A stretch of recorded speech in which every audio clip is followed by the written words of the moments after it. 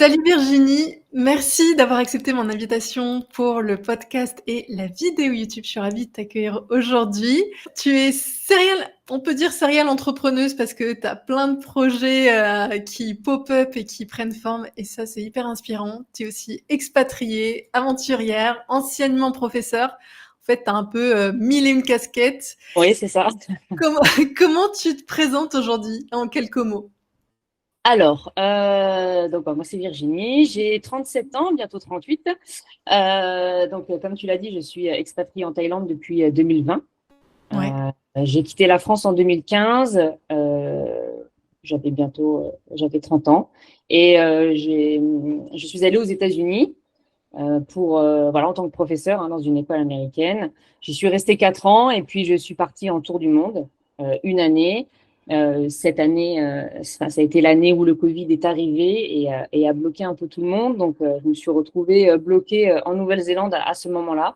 Et Ok. puis, en septembre 2020, j'ai décroché un poste à Phuket. Donc, j'ai pris un avion et voilà, je suis venue et depuis, je ne suis pas repartie. Donc depuis 2020, oui, on se relie finalement, parce que nous, on est partis en 2020 et pile à ce moment-là, t'es arrivé. Ouais, c'est ça. Et aujourd'hui, donc, tu as démissionné de ton métier de professeur, c'est bien ça? Oui, j'ai Non sans, non sans, démissionné. Ouais, non, sans mal, hein. ouais, T'as suivi un peu. je suis Ouais, bien. j'ai démissionné de l'éducation nationale. Ça y est, ça a été effectif il y a 4 jours. C'est une procédure qui a duré un an, qui n'a pas été facile. En fait, j'ai arrêté de travailler donc dans l'école où je travaillais à Phuket en juin 2023. Oui. Mais j'étais toujours liée à l'éducation nationale. Bon, aujourd'hui, ça y est, je suis enfin libre. Donc voilà, mais ça, ouais, ça n'a pas été facile. Très compliqué, ouais, de ce que j'ai vu, de quitter l'institution, c'est ça? Oui, oui, oui, oui, Administrativement. ouais, administrativement, parce qu'en fait, c'est vrai que la France est aujourd'hui en manque de professeurs et en fait, les académies rappellent leurs professeurs qui sont à l'étranger pour assurer le service en France.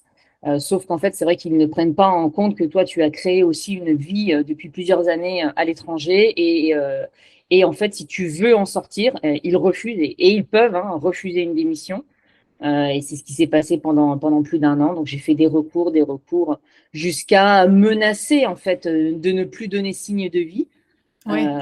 pour en sortir. J'ai dû prouver des choses par rapport au projet que j'étais en train de construire. J'ai dû leur fournir des preuves financières, puisque apparemment, ils s'inquiètent de savoir si je vais m'en sortir. C'est fou. Euh, ouais, je leur ai quand même dit de s'inquiéter plutôt des professeurs en poste. Bah oui, bien C'était sûr, quand ouais. même le plus urgent. Et non, et en fait, ils ont craqué. Ils ont craqué là dernièrement en février en disant, bon, c'est bon, on a bien compris, vous ne reviendrez pas et vous êtes lancé à 100% dans votre projet. On a bien compris que vous ne ferez jamais marche arrière. Donc voilà, ils ont accepté ma démission et elle est effective C'est un depuis. sacré challenge parce que finalement, si t'es pas trop sûr de toi, parce que quand tu te lances un peu dans l'entrepreneuriat, tu as 8000 doutes et 8000 raisons de faire marche arrière et avec eux derrière qui ont dû en plus rajouter vous êtes bien sûr de partir? Vous voulez partir? Ça a dû être, un petit peu éprouvant, non? Ouais, ça a été difficile, surtout parce que, comme tu le dis, on se pose au départ 1 milliard de questions. Moi, j'ai fait 15 ans dans le salariat public et là, je passe patron dans le privé. Tu vois, À l'étranger. voilà, et à l'étranger en plus. Et puis toute seule, parce que Ouais. bon, personne, voilà, je suis célibataire. Si tu veux du soutien, alors j'en ai des amis d'ici, mais je n'ai pas de proches, je n'ai pas de conjoint sur qui, tu vois, tu peux compter le Mmh. soir, tu dis, bah voilà, j'ai une galère, je te raconte, etc. Et c'est dur, mais si tu crois à ton projet, et c'est ce qui, moi, a été la ligne directrice pour aller au-delà même de la peur qu'ils m'ont transmise, en fait, parce qu'ils me disaient, mais vous vous rendez compte les conséquences de votre démission? Alors, je disais, c'est quoi les conséquences? Vous pourrez plus jamais revenir en France, travailler dans le public, mais et Oh donc, en fait, là là, horrible. on te fait peur comme ça. Et en Ouais. fait, moi, à un moment donné, je me suis dit, mais je vais pas me laisser toucher par ça. Et je leur ai dit, mais le jour où je reviens en France, vous êtes tellement en galère de prof que vous allez me supplier d'enseigner. Tu vois, donc. Ce ne sera pas un problème, oui, bien Mais sûr. Et non, ce puis, sera quoi pas. qu'il en soit, il y a des solutions, il y a plein de solutions quand Mais tu il y a reviens en France plein, pour bien sûr. retravailler. Bien sûr, il y a plein d'autres solutions. Moi, de toute façon, j'étais déterminée, j'avais fait mon choix. En fait, je ne me suis pas laissé d'autres choix. Mmh. Donc, ils auraient pu me faire peur et ils ont essayé. Hein. J'ai fait pas mal d'entretiens et tout. Et à un moment donné, je dis, laisse tomber, je reviendrai jamais en arrière. Donc, c'est soit vous acceptez et on avance et on fait les choses bien, soit je vous donne plus de signes de vie. Je trouve ça un peu dommage de terminer une carrière comme ça. Mais je suis tellement déterminée dans ce que je suis en train de lancer que vous n'avez pas le choix, en fait. Oui, puis il y a aussi ce rapport à ta liberté de faire ce que tu veux. C'est ça qui est Ah, un petit c'est peu ça? fou, c'est que ça entrave énormément quand même le fait que, ben, tu es libre un jour de dire: «Ben non, je veux changer de voie, je veux vivre ma vie» et Bien sûr. donc ouais, impressionnant et bravo pour la détermination parce que je pense que moralement, ça doit être un peu compliqué de faire Ouais. face à ce genre de personnes. Ben, les derniers mois, ils ont été difficiles. Alors, déjà, par le début de l'entrepreneuriat, il est vrai, mais ils ont été difficiles par ce genre de choses à gérer, tu vois. Mmh. J'avais pas forcément besoin de ça. Mais quelque part, ça a renforcé mon envie de continuer à être entrepreneur et ça a renforcé mon envie d'être libre. Donc, en fait, ils ont fait tout le contraire Oui, que ce finalement, ça t'a de ce qu'ils voulaient. conforté. Ouais, ça m'a confortée et ça m'a rendue encore plus puissante et déterminée. Si tu veux, derrière, ça, c'était mort pour eux, quoi. Et comment ça s'est fait justement cette transition de se dire: «Bah, voilà, je suis prof à Phuket et ben, finalement, je veux arrêter, je vais rester à Phuket et je vais monter ma boîte». Comment ça t'est venu de se dire, «Je vais changer de vie», en fait? Ça a été. Alors, en fait, tout s'est passé l'année dernière, donc l'année 2022-2023. L'été 2022, j'ai fait le GR20 en Corse. Ah oui. Donc, j'ai fait cette traversée du nord au sud, toute seule, avec mon sac à dos de 12 kilos. C'est un défi que je me suis lancé en 2022. Demande-moi pourquoi, je ne sais pas à ce moment-là. Je suis déjà en pleine interrogation de professionnel, tu vois. J'adore mon métier, c'est une vocation, j'adore les enfants, j'adore transmettre et tout, mais ça ne suffit pas. Mais je trouve pas en fait ce qui va pas. Je sais pas ce qui va pas et je sais pas pourquoi j'ai cette idée de faire le GR20 parce que je fais de la randonnée, tu vois, mais j'ai Mmh. jamais randonné, voilà, plus de une nuit, etc. Et là, je me lance ce défi qui est quand même la randonnée la plus difficile d'Europe. Toute seule, tu vois, je pars, je dis, allez, c'est bon, je le fais. C'est une randonnée qui se fait en 16 jours. Et moi, je me dis, ouais, je la fais en 12, allez, on y va. C'est combien de Et kilomètres? 204. OK, ouais, avec un bon dénivelé, je crois, en plus, hein? Ouais, il y a 15 000 mètres en positif et 14 000 en négatif. Oui, OK, donc Voilà, ça te donne, il y a 70% d'abandon. ouais, OK. Donc voilà, moi je me dis, mais je veux faire ça. Donc je réserve tout, tu vois, je me prépare et tout. Et en fait, je me lance sur le GR20 en juillet 2022. Et en fait, tout au long de la traversée, je comprends que je suis en train de chercher, si tu veux, une liberté Mmh. que je ne trouve plus dans mon travail. Je ne suis pas libre de mes horaires, je ne suis pas libre des jours pour lesquels j'ai envie de travailler, je ne suis pas libre. Alors j'ai une liberté pédagogique, oui, mais tu es quand même contrainte par d'autres projets, quand tu es à l'étranger, tu sais, les parents qui payent, donc tu as cette pression un petit peu de, oui, tu travailles, mais tu travailles 10 fois plus parce que les parents attendent un retour de fou, parce qu'ils ont payé, parce que, Surtout que ça coûte super cher, hein, ouais, je l'école crois. où j'étais, ouais, ouais, c'est à peu près 10 000 € l'année scolaire, hein, Ouais, donc par enfant.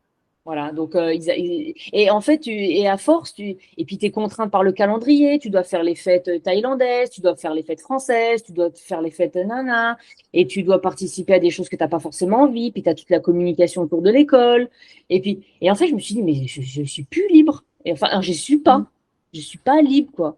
Et donc, c'est ce que j'ai compris en traversant la Corse.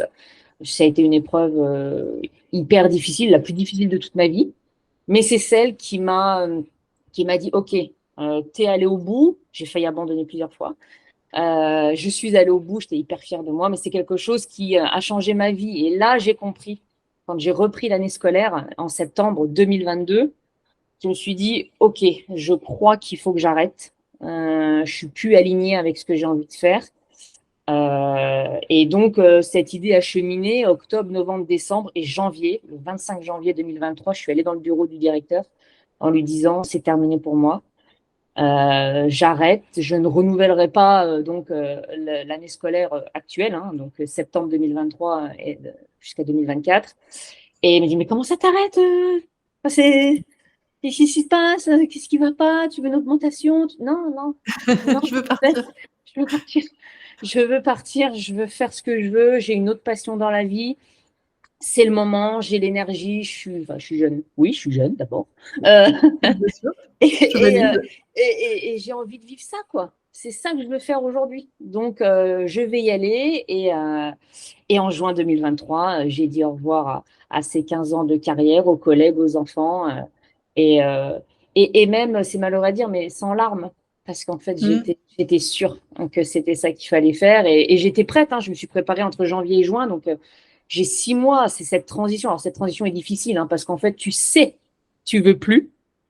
Mais il faut attendre de terminer proprement, quand même, parce que Bien ça me fait sûr. pas cœur. Et tu es déjà dans le feu de la nouvelle carrière, tu vois, L'excitation. de Ouais. l'excitation, et tu dis non, c'est pas tout de suite et tout. Et cette transition, c'est vraiment pas quelque chose que j'ai apprécié.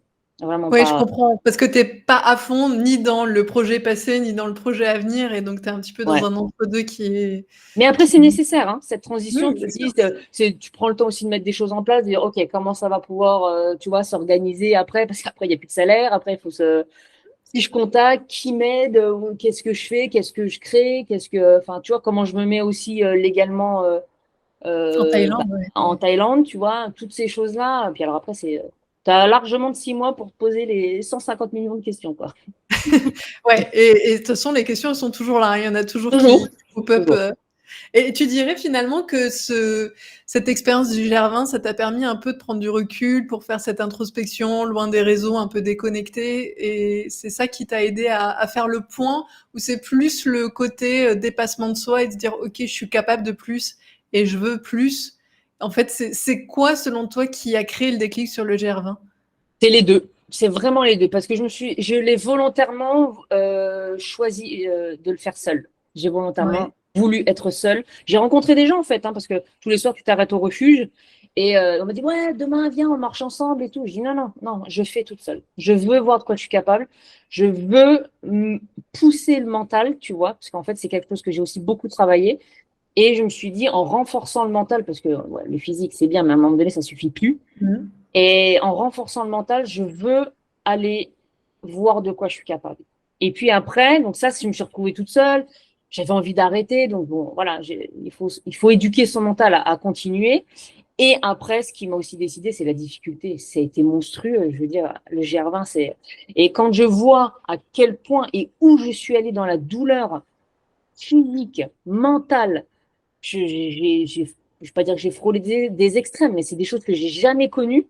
Je suis sortie de là, mais je me suis dit, mais en fait, je suis indestructible.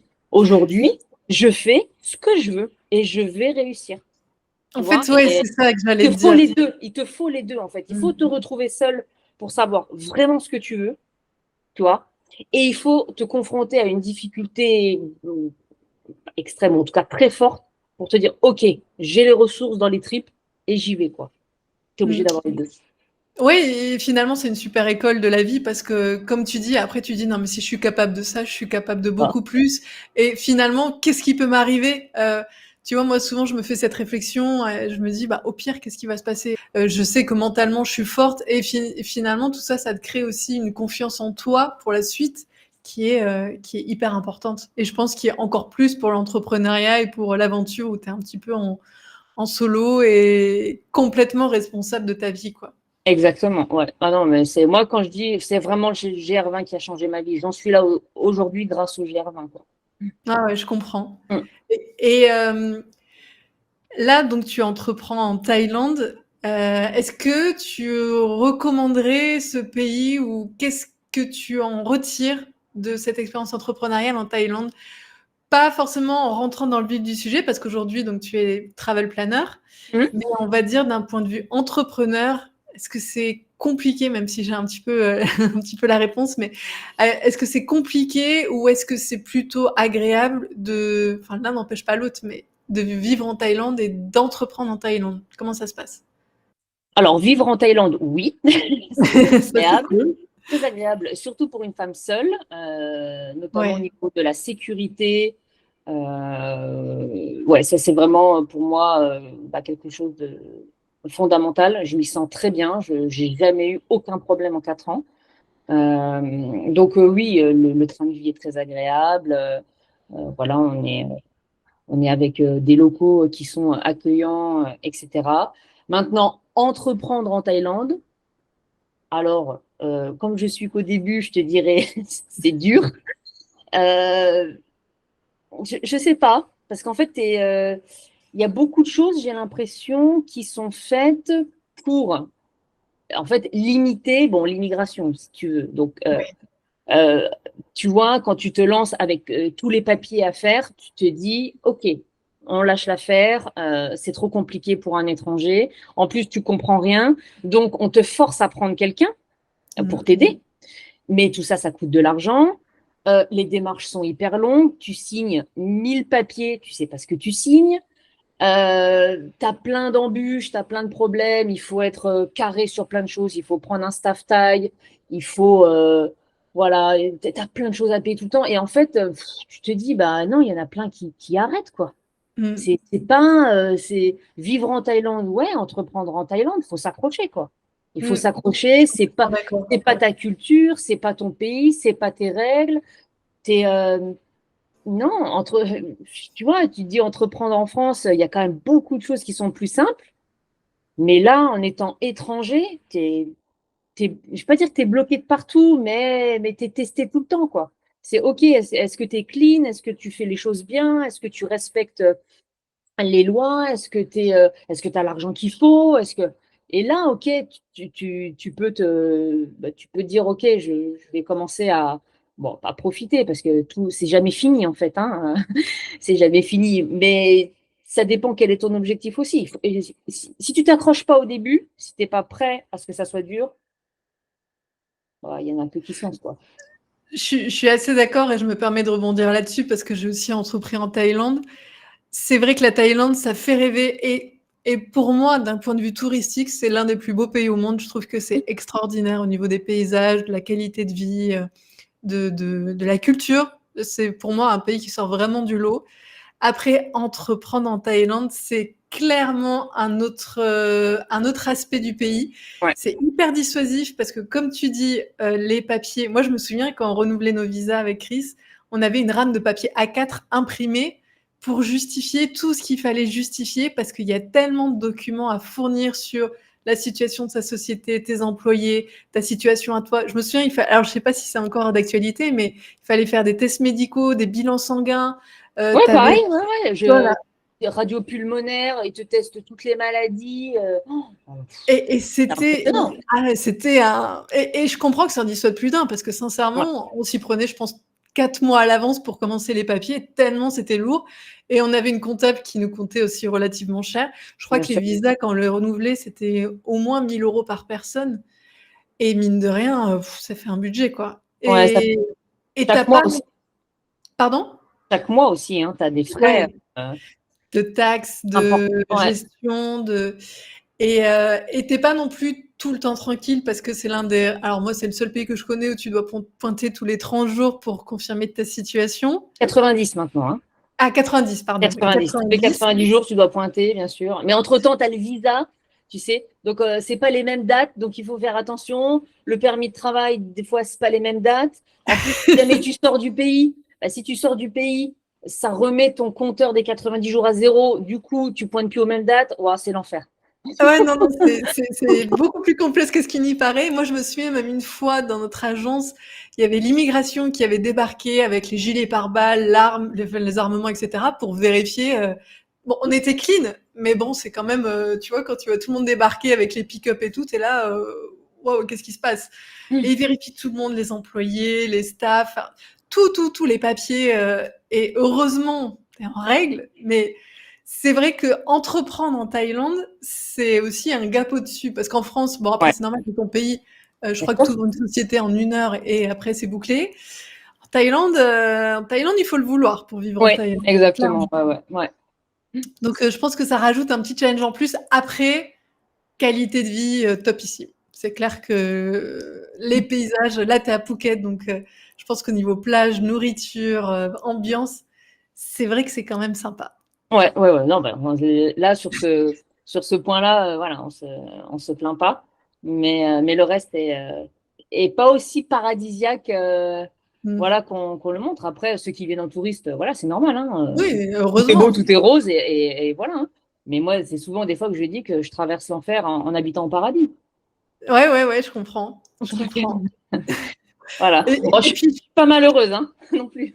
non, mais je pense qu'il y a aussi cette volonté de Thaïlande de freiner à mort tous Bien ceux qui sûr, veulent venir se. Je installée. crois qu'il parlait d'un visa nomade digital, mais je crois qu'il fallait justifier de revenus qui étaient, je Non, mais pense. en fait, ils l'ont pas mis parce que même ça, en fait, si tu veux, je pense qu'ils le sortiront jamais parce qu'en fait, sinon, on n'a même pas assez d'infrastructures, pardon, ici pour aussi gérer l'afflux de personnes. Là, on a eu quand même pas mal de Russes hein, qui sont arrivés. Ah ben, faut l'absorber tout ça, hein. Donc, Ouais, ouais, ça fait du monde, et puis c'est pas extensible, ouais. ouais. Donc, je suis pas sûre que ce visa sortira de sitôt, quoi. Et au niveau de ta compagnie, de ta com, comment tu t'es formé à tout ce qui est numérique? Parce qu'aujourd'hui, tu entreprends principalement en ligne, mais Mm. avant, tu étais prof. Donc, je pense que tu as dû découvrir tout un univers de marketing digital, web, etc. Comment, comment tu t'es formé? Comment tu as appris à utiliser les réseaux, les stratégies de com, etc. Oula! Alors, bon, après, moi, je suis sur les réseaux depuis pas si longtemps que ça. En fait, je suis sur Instagram depuis fin 2021. Ouais. J'ai une communauté qui s'est créée au fur et à mesure de mes aventures, que ce soit des voyages ou que ce soit après au quotidien. Et moi, toutes ces choses-là, je les utilisais quand même en étant prof, puisque on a quand même les nouvelles technologies hein, qu'on doit utiliser avec les enfants et on doit les former aussi à ça. Donc, c'est des choses voilà, que je maîtrisais quand même un petit peu. Maintenant, tout ce qui est marketing digital, etc., bah, en fait, j'apprends sur le tas parce que c'est encore un autre domaine. Pour l'instant, j'ai pas forcément le temps de m'y pencher. La communication pour ma société, elle s'est fait via Instagram, via le bouche à oreille. Les gens, ils savaient en fait que j'allais finir l'enseignement pour me lancer et organiser des voyages. Et donc, ce sont ces personnes-là qui ont été mes premiers clients en fait, hein. Et puis après, bah, de fil en aiguille, il y en a plusieurs qui m'ont connu à travers les réseaux, que ce soit voilà, Facebook ou Instagram. Mon site web aussi, mon blog voyage où j'ai raconté toutes mes aventures depuis bientôt 4 ans.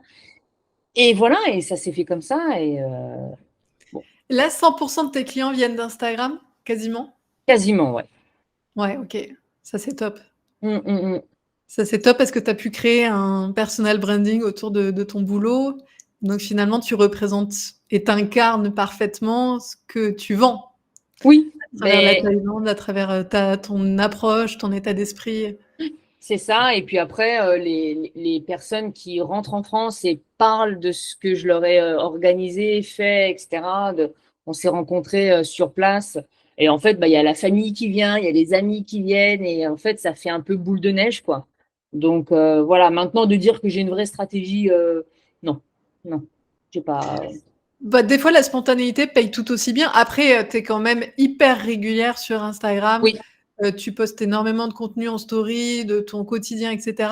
Et je pense que ça, c'est important parce que finalement, ça fait aussi un suivi, un épisode de ta vie où les gens ont l'impression de te connaître. Et donc, quand ils font appel à toi, ils ont ultra confiance parce que bien sûr. c'est comme s'ils allaient voir une pote, quoi. Ouais, ouais, bah c'est ça. Et puis moi, j'ai toujours à cœur de rencontrer les gens qui viennent et qui me le demandent, en tout cas. Ah, ça nous ferait plaisir de te voir en vrai, de discuter. Mais je trouve ça chouette, quoi. Parce que c'est vrai que c'est des gens, ils entendent, ils me le disent, hein, on entend ta voix à la maison et on te connaît, etc. Bon, toi, du coup, tu ne nous connais pas forcément, même si j'interagis beaucoup avec les personnes qui m'écrivent. Mais c'est toujours chouette, quoi. pour l'instant, j'ai pas besoin de plus, quoi. Voilà, je travaille comme ça. Et là, aujourd'hui, du coup, est-ce que tu peux nous expliquer en quoi consiste ton travail? Parce que c'est aussi le plus important. OK, tu étais prof avant, maintenant, qu'est-ce que tu fais? Alors, je fais beaucoup de choses, mais mon activité principale, donc, c'est d'être travel planner.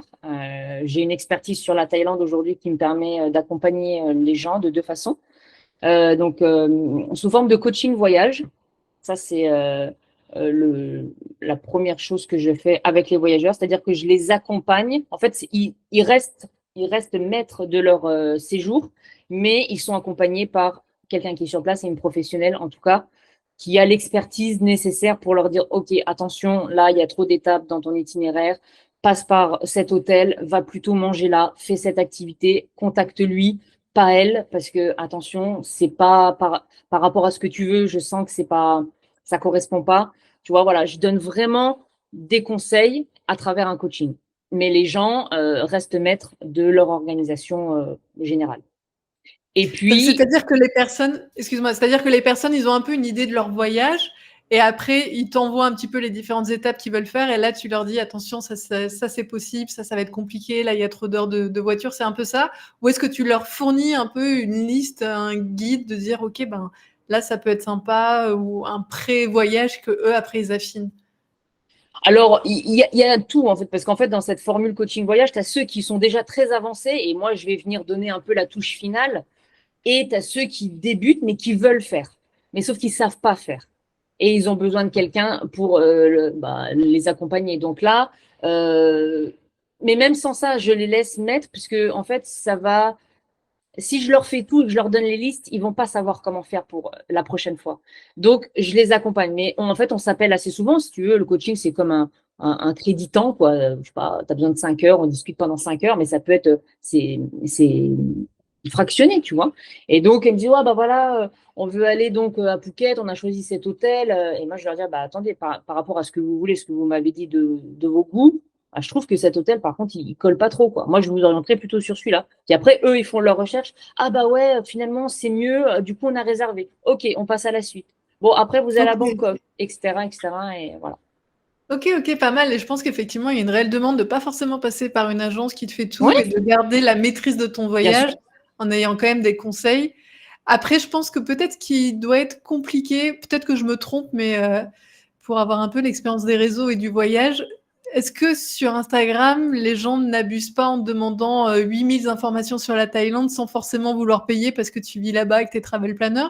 Ou est-ce qu'ils arrivent quand même à faire la part des choses en disant, OK, c'est son métier et je vais d'abord passer par elle et payer pour ses conseils plutôt que d'essayer de tout avoir par message privé, tu vois? Ouais, alors moi, j'ai jamais eu ce cas. J'ai de la Ah bah, c'est chance. bien ça, Alors, ouais. soit les gens me connaissent très bien et savent que de toute façon, Tu vas mettre les limites. où je vais mettre les limites. Après, je donne beaucoup de choses qui sont gratuites. J'ai d'ailleurs créé récemment mon application sur la Thaïlande qui est 100% gratuite avec tout ce que j'ai voyagé, en fait, tout ce que j'ai fait, visité, découvert, etc. pendant 3 ans et demi. Je l'ai mise à disposition gratuitement de tous les voyageurs qui veulent se rendre en Thaïlande. Donc, tu vois, tu as déjà beaucoup de choses qui sont gratuites. Donc, je pense que les gens n'abusent pas Ouais. par message privé pour me dire voilà. Alors après, attends, je suis pas, tu vois, je suis pas à deux questions près. Je veux dire, moi, j'adore rendre service, j'adore transmettre ce que je sais.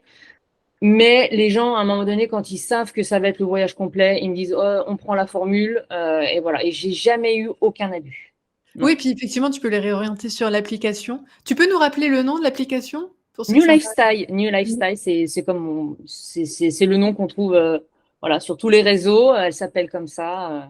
Ça marche. Je Et mettrai le lien en ouais, description de toute c'est façon. gentil, merci. Elle est top d'ailleurs, franchement bravo parce que tu as fait un travail de fou.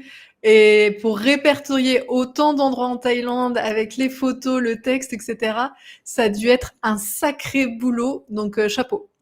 Merci. Oui, oui, ça a été, ça a été comme un accouchement. J'en ai eu pour 9 mois. Ah ouais, mais je veux bien le croire parce que la Thaïlande, c'est vaste. Et Ouais, tu as ouais, quand ouais. même ciblé énormément de points d'attraction et d'intérêt en Thaïlande. Donc j'imagine que ça a dû être Ouais, un beau, beau ouais. boulot.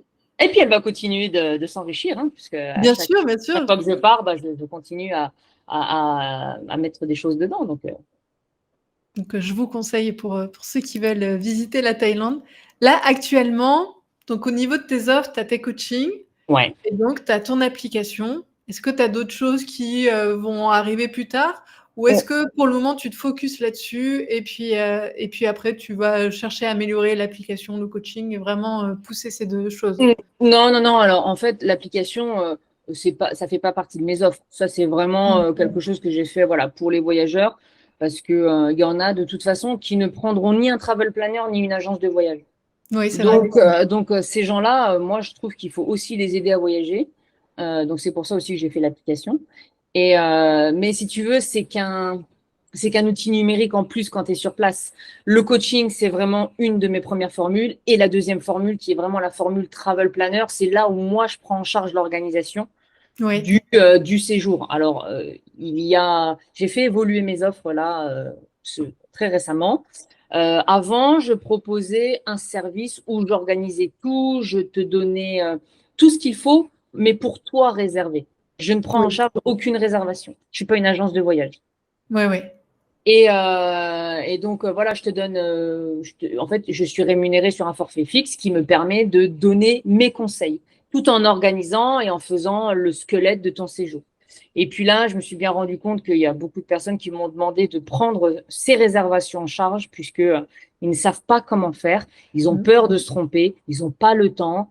En plus, ça les saoule, clairement. Donc, je propose donc toujours cette formule Travel Planner, mais avec une option sérénité, qui est une option où je prends en charge toutes les réservations Oui, et je mets à disposition donc une assistance téléphonique pour me oui. contacter 7 jours sur 7 et presque 24 heures sur 24. Voilà. Mais en option vraiment de ma formule Travel Planner. En soutien, oui. Je pense que ça doit rassurer les gens d'avoir quelqu'un sur Oui, place. bien sûr. Surtout que pour ceux qui parlent pas très bien anglais ou qui n'ont pas l'habitude de voyager, c'est toujours un petit confort de se dire, OK, s'il y a quoi que ce soit, j'appelle Virginie, quoi. Oui, oui, et puis là, je l'ai bien vu avec cette saison touristique qui vient de se passer, hein. J'ai appelé des compagnies pour changer les vols de certains de mes voyageurs. Voilà, j'ai réglé quand même pas mal de petits soucis, des accidents de scooter. Mmh. Bon, bah voilà, un problème pour retirer de l'argent à Bangkok, hein, le 1er janvier à 6 heures du matin, tu vois. Donc, Oh mince! ouais, ouais. Bonne Donc, année! ouais, ouais, bonne année, bonne santé et commence bien à travailler. Donc, ouais, ouais, non, ça, c'est hyper rassurant. Et les gens m'ont dit, cette assistance téléphonique, c'est génial parce qu'avec une agence de voyage, si tu veux, après, ils te répondent plus, quoi. Enfin, pendant ton séjour, tu as une galère, tu es tout seul, quoi. Ouais, c'est pendant les heures ouvrées, tu as pas forcément de Ouais. retour. Mm. Donc, Et là, aujourd'hui, c'est quoi que tu kiffes le plus dans ton boulot d'entrepreneur? ma liberté. Je comprends. Ça a été ma quête. Et en fait, je te dis, depuis le GR20, je crois que ça a été ça vraiment ce que je cherchais. Je ne savais pas trop, j'arrivais pas à poser de mots, tu vois, et en fait, j'ai cherché ma liberté. Je cherche ma liberté tout le temps, et tu vois, je l'ai trouvée grâce à l'entrepreneuriat, et aujourd'hui, c'est ce que j'aime le plus. Je crois que malgré même toutes les difficultés que j'ai, la liberté que j'ai, ça. Alors, ça n'a pas de prix, si, si, si, ça a un prix. Ça a un prix, mais je préfère faire ça que d'avoir la facture des regrets quand il sera trop tard. Je suis d'accord, ça a un prix, mais ça les vaut. Ouais, Moi, ça je les suis vaut. comme toi. Moi, le matin, quand je me lève et de me dire, OK, la journée m'appartient, je vais faire un truc qui me fait kiffer. Si demain je dois partir à un endroit, j'y pars, je peux travailler de n'importe où. Et en fait, cette flexibilité de se dire, OK, ben, je suis pas enfermée dans une routine et faut pas que j'attende dans 3 mois avant d'aller faire tel truc parce que j'aurai pas de congé avant telle date, etc. Cette flexibilité de temps et de lieu, pour moi, ça vaut tout l'or du monde. Ouais. C'est-à-dire que même si des fois j'ai des gens qui viennent me voir au Cambodge, ben c'est pas grave, je vais travailler le soir jusqu'à tard la nuit, mais j'aurais profité de la journée. Ou tu vois, je vais toujours essayer d'arranger pour faire les choses qui me font plaisir et de savoir que j'ai cette flexibilité, d'adaptabilité dans ma vie. Pour moi, c'est un super cadeau. Ah ouais, vraiment, c'est la même chose, hein, la même chose que toi. En plus, moi, c'est ce qui m'embêtait avec l'école, tu vois, c'est que l'école, c'est 8 h 16 h du lundi au vendredi. Mais moi, je me lève très tôt et j'aimerais bien commencer à travailler à 5 h, quoi. Tu vois, et j'ai envie de travailler samedi, dimanche. Mais par exemple, bah, le mardi de la semaine suivante, je suis pas en forme. Bon, bah, tu vois, je me pose un peu. Et ça, tu peux pas le faire quand t'as cette routine dans le salariat, quoi. Et, Bien euh, sûr. et pff, ouais, ça n'a pas de prix. Si aujourd'hui je veux me lever un petit peu plus tard et que j'ai un imprévu ou que, comme tu dis, je veux partir à un endroit, je peux le faire. Je peux tout. En fait, tu peux tout faire après. Oui, De toute façon, t'es responsable, donc c'est toi qui gères, hein. exactement ce que j'allais dire, tu as la responsabilité de tes résultats aussi. C'est-à-dire que c'est pas non plus, parce que tout le monde s'imagine, que tu fais un peu ta vie, tu es tout le temps au bord de la piscine et cetera. Moi, c'est vrai que Ouais. souvent, c'est ce que je partage, mais parce que je vais pas partager, mes heures à passer au bureau, c'est pas hyper intéressant. Donc des fois, les gens me font la réflexion en disant: «Mais tu travailles jamais?» Bah si, en fait, mais c'est qu'au bout d'un moment, je vais pas me filmer pendant 10 heures à mon bureau. Enfin, ça n'a Ouais, c'est pas clair, il y a rien de. voilà, Voilà, c'est moins un sexy. ordinateur, non, mais c'est ça. C'est moins sexy. Mais en même temps, tu as aussi cette responsabilité de dire, bah, si je bosse pas, ça rentre pas, quoi. Donc, c'est, on va dire que tu prends liberté, mais tu prends aussi en responsabilité, en poids de dire, bah, mon salaire à la fin du mois, il va dépendre aussi de mon travail et c'est pas quelque chose de fixe. Donc, c'est pas toujours tout rose, on va dire, dans ce sens. Mais après, c'est à toi de voir où sont les priorités. Et moi, je suis un petit peu comme toi. Non négociable, c'est cette liberté. Après, ça vaut toutes les contraintes du monde, quoi. Ouais, ouais, puis après, quand tu es prêt et que tu dis, OK, je sais que je traverse ça, mais pour ça derrière, bon, c'est Mmh. OK, quoi. Voilà, tu es prêt, mais. Ouais, c'est pour ça que je disais à l'éducation nationale, jamais de la vie je reviendrai, vous rigolez ou quoi? Par rapport. Et pourtant, je travaille, je te jure, 10 fois plus, hein. Mais je Ah oui, oui, travaille. ah mais clairement. Mais je veux dire, 100 fois plus même. Mais ça n'a rien à voir. Déjà, je fais quelque chose maintenant voilà, qui me fait vibrer et tout, donc je pourrais travailler des heures, jamais m'arrêter, faire du lundi au dimanche. Mais je le fais comme je veux ce travail. Et ça, voilà. Oui, ça j'avoue et c'est vrai que moi je suis d'accord avec toi, on travaille 10 fois plus quand on est entrepreneur parce que ça ne s'arrête jamais et que dès que tu as un petit créneau de libre, tu dis: «Bah tiens, je peux le rentabiliser pour finir telle Ouais, tâche». Alors que normalement quand tu es salarié, tu rentres chez toi, c'est fini, quoi et en mais, fait, mais, ouais, non, mais c'est ça. Et tu vois, je vais te donner une anecdote parce que les amis qui me connaissent et qui voient ici, quand je vais me faire masser en Thaïlande, je travaille. Moi, c'est un bonheur, tu vois. Je suis là, je prends généralement un massage des jambes, tu vois. Donc, je suis pareil, allongée, mais j'ai mon téléphone. Et du coup, pareil. même ça, je me dis, attends, je vais me faire masser, mais je vais quand même avancer, quoi, tu vois. Et en fait, bah, c'est ce que tu dis, c'est que tous les petits moments que tu peux gratter, tu les prends, tu bosses, mais c'est autre chose, tu fais vraiment autrement. Donc, Oui, puis en même temps, c'est gratifiant parce que, tu le fais pour toi. Moi, c'est vrai que j'avais cette frustration à un moment de travailler pour quelqu'un d'autre pour et de quelqu'un dire: «Ah d'autre. ben» et là, de travailler pour toi, de savoir que, voilà, toutes les petites pièces que tu rajoutes à ton échiquier, mais en fait, c'est pour toi et puis à la fin, ça va aussi créer une stratégie, une effervescence et cetera, mais il y a cette gratification de dire: «OK, c'est ma boîte, c'est moi qui l'ai fait et j'en suis là, quoi». Ouais, c'est ça, parce que quand tu travailles pour quelqu'un et que par exemple, le projet réussit, bon, si jamais tu as un merci, c'est cool. Bon, si tu as une hiérarchie sympa, voilà. C'est Mais ça. là, au moins, quand tu réussis, tu vois, tu es super fier. Tu dis, ah, ça, c'est moi qui l'ai fait, tu vois. Et en fait, ça fait boule de neige parce qu'après, tu te lances dans quelque chose d'un peu plus grand, tu vois, une étape supérieure. Et du coup, bah, tu y arrives. Et puis, et après, c'est à l'infini, en fait, hein, tout ce que tu es capable de faire. Et à l'inverse, du coup, c'est quoi qui te plairait le moins dans l'entrepreneuriat aujourd'hui ou qui te challenge le plus? Gérer, c'est cette course à l'argent. Ah oui. À l'argent, alors attention, pas pour devenir riche, hein, mais c'est vraiment cette peur de ne pas pouvoir payer ses factures, quoi. Et cette Ouais, peur de pas manger à la fin du mois. Je suis passée par ça sur pas mal de mois, là, en commençant. Alors, ça va un peu mieux, mais je suis pas forcément tranquille d'esprit non plus. Et c'est ça que j'aime le moins, tu vois. mmh, Alors, si t'as un petit matelas, je veux dire, c'est moins stressant. Voilà, mais ou que tu as des amis ou la famille qui peuvent t'aider en cas de. bien sûr. Moi, c'est pas ce que j'ai voulu. Donc, si tu veux, c'est la pression que je me suis mis le plus, c'est que je veux pas demander d'argent et je veux pas demander d'aide. Donc, Oui. ça, c'est ce que j'aime le moins. C'est ce que ouais, cette épée de Damoclès un petit peu que tu as toujours au-dessus de la tête. Voilà.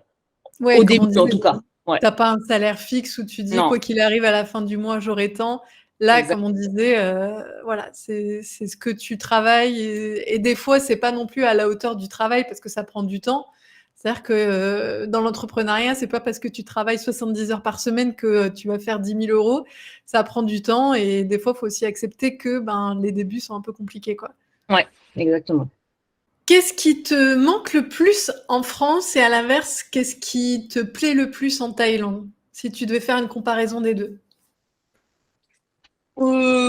Alors, qu'est-ce qui me manque le plus en France? Bon, je vais dire les proches. Ouais, la Les famille, les proches et amis. la nourriture. Voilà. Ça Toi, fait t'es du forcément. Nord en plus, non? Ouais, je suis du Nord. Ouais, ouais. On mange bien là-haut. Ouais, on mange bien. Mais après, j'ai pas besoin de plats extraordinaires de France, tu vois. Moi, là, je rentre dans un mois en France. J'ai envie de manger des trucs simples, tu vois. J'ai envie de manger du pain perdu.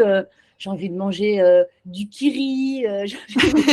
Mais des trucs bêtes, tu sais. Mais c'est des choses que je trouve pas forcément ici. Ou alors, c'est des choses qui sont très chères et qu'on s'offre. Alors, moi, que je Oui. m'offre beaucoup plus rarement. Tu vois, le fromage, le vin, tout ça, le pain, ben, c'est cher en fait. Et quand tu commences dans l'entrepreneuriat, il y a d'autres priorités que de se faire plaisir au niveau nourriture, quoi. Ouais, surtout que les plats thaï coûtent rien, donc c'est vrai que tu vas plus t'orienter là-dessus que des plats Ouais, français. Après, c'est ouais, ouais. propre en Thaïlande, hein, parce que, petite parenthèse, mais ici au Cambodge, le vin, le fromage, etc., c'est beaucoup moins taxé, donc beaucoup moins cher qu'en Thaïlande, ouais. Ouais, donc voilà, ça, et puis les proches tu vois, pour ce soutien en fait que tu as Mm. quand même besoin quand tu te lances dans l'entrepreneuriat. Même si, voilà, 10 000 kilomètres, ils peuvent pas faire grand-chose. Mais moi, ça me manque. Et là, j'ai besoin d'aller me ressourcer auprès d'eux, en fait, parce que j'ai beaucoup donné, j'ai beaucoup dépensé d'énergie, etc. Et j'ai besoin de les retrouver pour prendre la force pour la suite, quoi. T'arrives à te recréer un cercle à Phuket. Je sais que pour nous, ça avait été compliqué de connecter avec des gens un petit peu comme nous, parce que c'est des profils qui sont un peu soit un peu plus âgés, soit temporaires, des gens qui sont que de passage. Et donc c'est vrai que moi j'avais eu cette difficulté en Thaïlande. Est-ce que tu arrives, toi peut-être avec ton passé de prof, du coup tu as peut-être Ouais. plus connecté avec des gens, mais tu arrives à te créer un réseau d'entrepreneurs ou de soutien ici? Oui, alors c'est un peu paradoxal. Alors moi, effectivement, j'ai mes anciens collègues. Alors je les ai pas, on n'est pas je suis pas en contact avec tout le monde, mais j'ai gardé des collègues très proches qui sont aujourd'hui les piliers, hein, les seuls piliers que j'ai ici à Phuket. Je suis inscrite sur des groupes WhatsApp d'entrepreneurs français, mais je trouve qu'entre compatriotes, c'est pas super sain. Euh, c'est paradoxal parce qu'en fait, on devrait se dire, bah, on se soutient, tu vois. Voilà, on est tous français, on a chacun son business, mais il suffit que tu aies quelqu'un qui a à peu près le même business que toi, tu vois, et du coup, Ouais, bah, le fait d'être français, ça suffit plus, quoi. Et je sais pas, en fait, c'est bizarre, mais moi, je me méfie des Français ici, quoi. ouais, je comprends. Tu vois, et dès que tu réussis un peu, dès que tu es un peu, alors je vais pas dire connu, mais dès qu'on parle un peu de toi, dès que bah il y a la jalousie, la dénonciation pour des trucs bidons, alors qu'on devrait se serrer les coudes, tu vois. Donc non, mon cercle il n'est pas super grand quoi. Mais j'en ai pas Ouais. besoin. Non, non, mais je comprends complètement ce que tu veux dire. Je pense que effectivement, en travaillant dans le pays et en ayant un secteur un peu concurrentiel, dès que tu as des Français, soit ils vont chercher à collaborer avec toi, mais par intérêt, soit tu vas être concurrent et auquel cas ils vont être plus méfiants. C'est vrai qu'on le ressent moins nous parce qu'on est en ligne et on travaille avec la France, donc quand on rencontre des gens, on va dire qu'il n'y a pas cette dynamique business. Mais je comprends qu'en Thaïlande, ce soit un peu plus le cas. Et je rebondis aussi sur le fait que peu de gens le savent, mais en Thaïlande, tu as énormément de métiers qui sont interdits aux étrangers. Bien sûr. Et je sais qu'il y a beaucoup de dénonciations. Alors bien sûr, il faut être dans les clous, mais il y a des situations qui, des fois, peuvent être sanctionnées alors qu'elles sont ridicules. C'est aider à porter du matériel avec ton staff, ça C'est c'est ça. interdit. Conduire des clients, c'est interdit. Faire guide pour des clients, c'est interdit. Et tout ça, ça peut être vraiment durement sanctionné. Et donc, il y a aussi cette épée de Damoclès de faire hyper attention à ce que tu fais, parce que tu sais très bien, même faire serveur, prendre une commande, tout ça, c'est interdit par les étrangers. Et si tu as un concurrent qui est malveillant, clairement, il peut te dénoncer, il te prend en photo, et puis après, tu es convoqué au poste et tu payes une lourde amende, Ouais, voire... ou bah, tu sais, maintenant, ils enlèvent le visa. Hein. Oh là là, ouais. Et donc, c'est vrai que c'est un peu anxiogène aussi. Parce que Ouais. des fois, c'est juste de la bienveillance et tu veux aider ton staff. Et en fait, Ah ouais. donc oui, je comprends que des fois, soit pas complètement sain, effectivement, cette ambiance. Avec un petit peu de recul, qu'est-ce que tu conseillerais à ton toi d'il y a 2 ans? C'est-à-dire si tu devais tout recommencer à zéro, tu es prof et tu décides de te lancer dans l'entrepreneuriat, est-ce qu'il y a des choses que tu ferais différemment dans le process, dans tes produits, dans ta com, globalement? Ou est-ce que, chaque étape t'a permis finalement d'avancer à la prochaine et tu changerais pas grand-chose? Euh, alors, je change. Alors, les petites choses que je changerais, c'est arrêter d'attendre d'être prêt et d'avoir toutes les réponses pour se lancer. En fait, je pense que j'ai perdu aussi de l'énergie et du temps à me poser 50 000 questions, à essayer d'imaginer 18 000 plans B, etc. Non, en fait, quand voilà, tu as une idée de projet, tu veux te lancer, il faut se lancer tout de suite. Pas la semaine prochaine, pas dans 3 mois, aujourd'hui. Voilà. Et, Sinon, tu seras jamais prêt, hein. voilà, tu seras jamais prêt, ce sera jamais parfait, etc. Donc ça, c'est vraiment quelque chose, et ça serait mon meilleur conseil entrepreneurial, c'est de se lancer en fait. Voilà. Ça... Donc si je devais refaire, je commencerais plus tôt. Et Tu commencerais plus tôt, OK. c'est ça. Et en fait, il y a aussi une autre chose que je changerais, c'est que de ce que j'ai plus ou moins compris, c'est que de toute façon, quand tu lances dans un projet, il faut se préparer à être à peu près enfin, contre le monde, dans le sens où quand tu te lances dans une aventure, tu as ceux qui veulent faire comme toi, tu as ceux qui veulent faire le contraire de toi, et tu as ceux qui veulent rien faire du tout. Donc, bref, dans tous les cas, tu seras contre tout le monde. Donc, plutôt que d'essayer de perdre du temps à convaincre tes offres, à essayer d'expliquer les valeurs de ton projet, de tes formules, de tes trucs, croire en soi, parce que le reste, finalement, n'a pas trop d'importance, Mmh. et se concentrer sur son travail quotidien de manière disciplinée. Parce qu'en fait, il n'y a que ça qui est, pour moi, le plus important, c'est d'être régulier et discipliné. Parce que la motivation, je te dirais que ça suffit même pas, parce que tu ne peux pas être motivé tous les jours dans la durée. Mais si tous les jours, tu es discipliné et tu es régulier, bah, en fait, voilà, c'est la clé de la réussite derrière. Donc, c'est les deux choses que je changerais. Voilà, c'est d'arrêter aussi de me poser sur la question de la motivation et de me dire, OK, je sais ce que j'ai à faire tous les jours, je m'occupe pas du reste et je reste focus là-dessus. Ouais, je suis complètement d'accord et tu as entièrement raison sur le fait de d'abord croire en toi et en ton projet, plutôt que de perdre de l'énergie à convaincre les autres. Parce qu'en fait, c'est quand tu vas être à fond dans ton projet et que ça va marcher, que les autres vont adhérer. Mais tant que tu y es pas allé et si tu attends l'approbation des autres, finalement, tout le monde aura 8000 projections de peur à te transmettre et finalement, tu vas pas y aller. Et ben Donc, voilà, et c'est normal parce que personne ne croit en toi parce que tu n'as encore rien fait. Donc, oui, le travail, de toute façon, vient avant le soutien. Tu vois, quoi qu'on en ouais, dise. Hein. Donc, il faut déjà que tu montres ce que tu fais, ce que tu as lancé, etc. Et après, ouais, les gens vont te dire, ah oui, d'accord, ah, bah, c'est cool ce que tu fais et tout. Ouais, d'accord. Mais tu je vois, comprends. voilà, donc penser à ça au début, voilà, discipliné, patient et se lancer tout de suite. Et à partir de là, Et tout droit de. justement, est-ce que tu as des conseils pour gérer un peu les montagnes russes émotionnelles? Parce que c'est quand même un sacré challenge et c'est quand même un sacré défi. Est-ce que toi, tu as des petits tips, des choses que tu fais quand tu dis, là aujourd'hui ça va pas, est-ce que tu as une petite trousse de secours, on va dire, morale? Voilà. Non, j'ai pas trop de choses de secours et c'est pour ça d'ailleurs qu'on me dit souvent mais repose-toi, mais va te faire masser, mais fais ci, va à la plage. Et en fait, non, quand ça va pas, je me dis ok, accepte la souffrance parce que la souffrance, elle fait partie du jeu, tu vois. Donc j'essaie plutôt de me dire ok, je suis en train de traverser quelque chose de difficile, ok, je suis en train d'échouer ou je suis en train de voilà de souffrir, c'est normal. En fait, je suis plutôt en train de discuter avec moi-même. Mmh. Tu vois, et cette discussion que j'ai avec moi-même à ce moment-là de la difficulté me permet d'entraîner le mental à dire, OK, c'est toujours pas fini, ça va encore durer un peu, etc.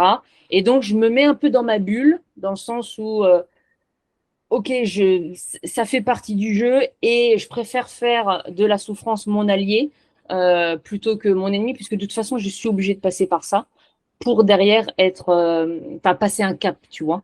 Donc, je dirais que voilà, ma petite trousse de secours, c'est discussion avec moi-même et avec la superwoman qui est en moi. Et, et on fait un deal et on se dit, OK, vas-y, Ça va le faire. on continue malgré tout. Voilà. Mais sinon, je fais rien d'autre.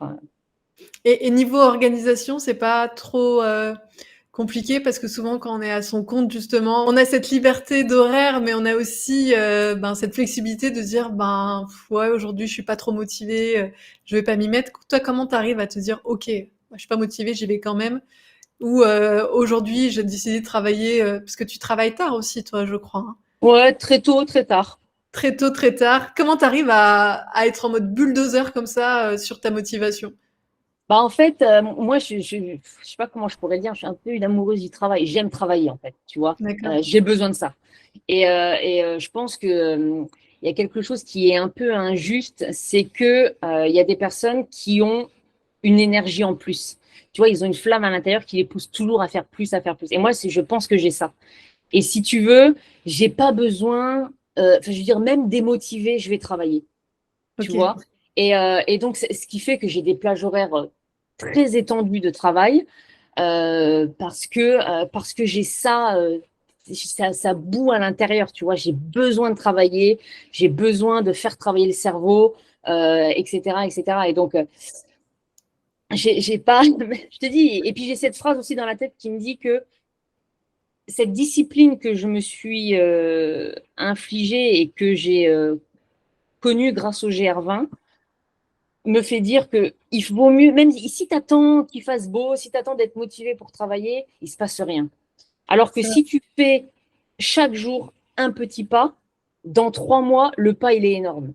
Donc, hmm. même démotivé, même il peut se passer la sixième guerre mondiale, je bosse, je me lève, je bosse. Voilà. Et au-delà du fait d'aimer ça, c'est cette discipline qui, de toute façon, je fais toujours quelque chose chaque jour pour avancer. Et pour terminer, quels sont tes projets pour 2024-2025? C'est quoi les prochaines étapes pour toi? Ouf! Il y en a Alors, beaucoup. il y en a beaucoup, il y en a qui ne sont pas encore dévoilés. Euh, Après, t'es pas obligé, hein, tu peux ou- rester sur le officiel et puis les prochains arriveront. ouais, non, je peux faire un petit teasing peut-être. Vas-y, vas-y, c'est comme tu le Alors, sens. ouais, non, non. Alors, bah, pour 2024 et 2025, voilà ce que je veux vraiment me concentrer là sur l'application thaïlandaise. Je continue aussi hein, le coaching et l'organisation de voyages à côté, mais il va y avoir un autre projet parce que l'application thaïlandaise va avoir prochainement une petite sœur. Et Ah, trop bien. voilà. Cette destination est l'Indonésie. Ah, génial. Voilà. Super. Donc, je suis en train, c'est encore un gros boulot. Hein, je pense que j'en ai encore pour, pour un autre accouchement. Hein, donc, 9 mois, Encore tu 9 vois. mois. Et voilà. Et je vais partir, donc après être rentrée en France, je vais partir 3 mois en Indonésie. D'accord. Je vais déjà aussi prendre le temps de vivre là-bas. C'est vraiment un pays coup de cœur au-delà de la Mmh. Thaïlande.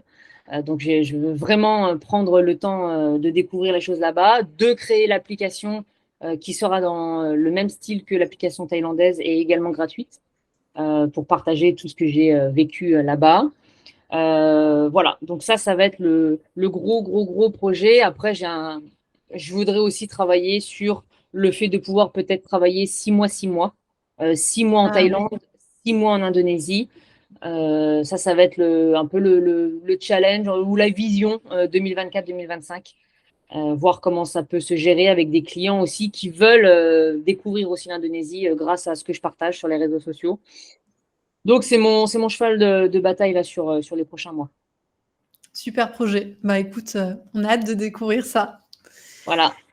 Donc là, pour te retrouver, pour clôturer, on peut te retrouver sur Instagram, donc New Lifestyle, Oui. sur le site internet avec le blog et également sur l'application mobile. C'est bien ça, j'ai Voilà. rien oublié. Page Facebook également. Page Tous Facebook. les réseaux sociaux ont le même nom, New Lifestyle. Donc voilà. Est-ce que tu veux rajouter quelque chose pour le mot de la fin? N'abandonnez jamais. Jamais, jamais, jamais. Ça, c'est ce que je vis en ce moment. Donc voilà, si je dois dire quelque chose, c'est que si vous avez un rêve ou si il faut aller au bout. Au bout, quoi qu'il arrive. Franchement, bravo. Respect et merci pour ce témoignage et ce retour d'expérience. C'est hyper inspirant et chapeau pour tout ce que tu mets en place parce que franchement, tu fais un travail de folie et je suis sûre que ça va payer et que tu vas continuer à t'éclater dans cette voie. Donc, trop bien. J'ai hâte Merci. de voir la suite de Oui, New parce que Lifestyle. tu ne sais pas tout en plus. Hein. Ah, j'ai hâte de savoir tout ça. Voilà. Merci beaucoup Virginie. Merci à Merci toi. pour ton temps. Et puis, si vous avez des questions ou des commentaires, n'hésitez pas à nous les poser pour qu'on puisse y répondre. À bientôt. À bientôt.